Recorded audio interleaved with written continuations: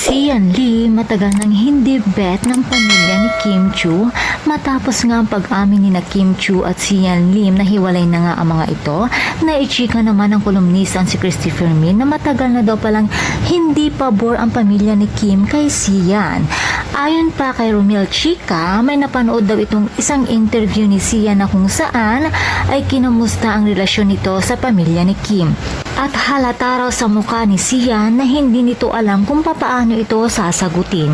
Maging ang mga fans daw ni Kim ay ayaw rin kay Sian dahil sa nakikita na nga ng mga ito na wala ngang plano si Sian sa future nila ni Kim. At maging ang malalapit daw na kaibigan ni Kim Chu ay ayaw din daw kay Sian. How true naman kaya ang chikang ito? May attitude problem nga ba si Sian Lim kaya nasabing ayaw ng pamilya, tagahanga at kaibigan ni Kim? Well, wala tayo sa lugar para husgahan itong si Sian Lim. Kasi kung tutuusin at iisipin, hindi naman siguro aabot ng 12 years ang kanilang relasyon kung walang magandang ipinakita itong si Sian. At kung kayo naman ang tatanungin mga chikadoras, ano naman kaya ang masasabi nyo sa isyong ito?